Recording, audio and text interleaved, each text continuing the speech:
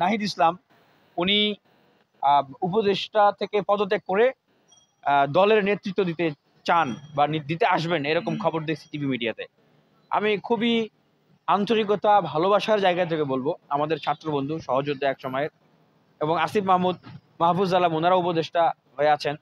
আমি ওনাদের প্রতি অত্যন্ত ভালোবাসা জায়গা থেকে বলছি, আন্তরিকতার জায়গা থেকে বলছি যে আপনারা তাহলে সরকারে কেন গিয়েছিলেন? আপনারা তো দেশটাকে চালাইতে গেছেন, সরকারটাকে পরিচালনা করতে গেছেন, তাই না? আপনারা সকলের দায়িত্ব নিয়ে সেখানে গেছেন। এখন কেন আপনারা সেখান থেকে সরে আসতেছেন? আমরা দেখছি যে এই রাষ্ট্র ব্যবস্থাটা যারা পরিচালনা করছেন, ইন্টারিম গভর্নমেন্ট, সবাই মিলে এখন ঝুলন্ত অবস্থা আছে, যে কোনো সময় তারা ফেল করবে। আবার ঠিক এই সময়টায় আপনারা সরকার থেকে আইসে আবার দল গঠন করবেন, এটা তো করতে পারেন না। যে যখন যেমন খুশি তেমন সাজো, মন চাইলো সরকারে গেলাম, মন চাইলো সরকার থেকে চলে আসে রাজনৈতিক দল গঠন করলাম, মন চাইলো আবার আপনাদের কাছে ভোট চাইলাম যে ভোট দাও।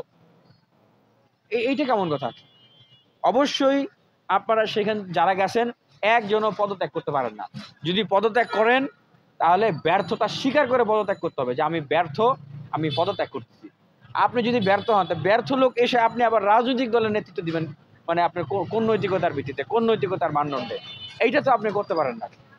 বরঞ্চ আমরা বারবার বলছি যে আমাদেরকে যদি আরো জীবন দিতে, আমরা জীবন দিতে প্রস্তুত আছি। আমাদেরকে রক্ত দিতে, আমরা আরো রক্ত দিতে প্রস্তুত আছি। আমরা আপনাদেরকে সফল করার জন্য প্রস্তুত আছি। আমরা যেভাবে করে আপনাদেরকে পরামর্শ দিচ্ছি দেশের সাথে, রাষ্ট্রের সাথে সবাইকে নিয়ে একসাথে মিলিতভাবে কাজ করার জন্য, আপনারা তো সেই লাইনে যাচ্ছেন। আপনারা আছেন আপনাদের লাইনে, আপনারা বৈষম্য বিরোধীর প্ল্যাটফর্মকে ব্যবহার করে অভ্যুত্থানটাকে আপনারা ক্যাপিটালাইজ করে আপনারা রাজনৈতিক দল করবেন, আপনারা ক্ষমতায় যাবেন। এটা তো মানুষ তো বুঝতেছে, কিন্তু এখন হয়তো আপনাদেরকে সেভাবে কোনো প্রশ্ন করতেছে না।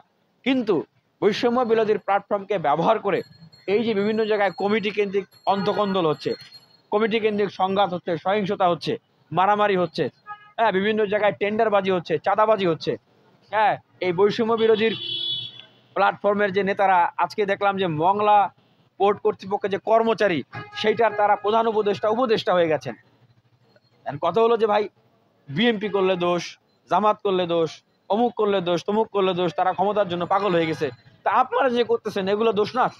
এখন কথা হলো, যখন আমাদের মাননীয় প্রধান উপদেষ্টা বলেন যে ছাত্রদেরকে উনি প্যাট্রোনাইজ করতেছেন, তখন তো স্বাভাবিকভাবেই, হ্যাঁ, ব্যবসায়ী গোষ্ঠী বলেন, হ্যাঁ, বিভিন্ন ভেস্টেড গ্রুপ বলেন, প্রশাসনের লোক বলেন, তারা তো বুঝে নেবে যে মাননীয় প্রধান উপদেষ্টার সাপোর্ট আছে, তাহলে তো তারা সরকারি দল। তা আপনারা তো এমনি সেই সুযোগগুলো পাচ্ছেন।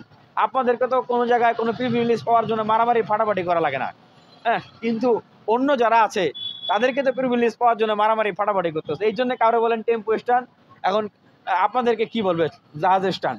এগুলো তো বাস্তবতা। আর আমি কথা আমি এখন বলতে হচ্ছে দেশের স্বার্থে, কারণ আমরা তো ভাই শেখ হাসিনার চোখের উপর চোখ রেখে কথা বলেছি, শেখ হাসিনার মুখের উপর আঙ্গুল রেখে কথা বলেছি, ভয় পাই নাই। তো ন্যায্যতার ক্ষেত্রে দেশের প্রশ্নে, দেশের মানুষের স্বপ্নের প্রশ্নে, যারা শহীদ হয়েছে, রক্ত দিয়েছে, তাদের চেতনার প্রশ্নে অবশ্যই ন্যায্যতার জায়গা থেকে কাউকে আমরা ছাড় দিব না। দেখেন, আমাদের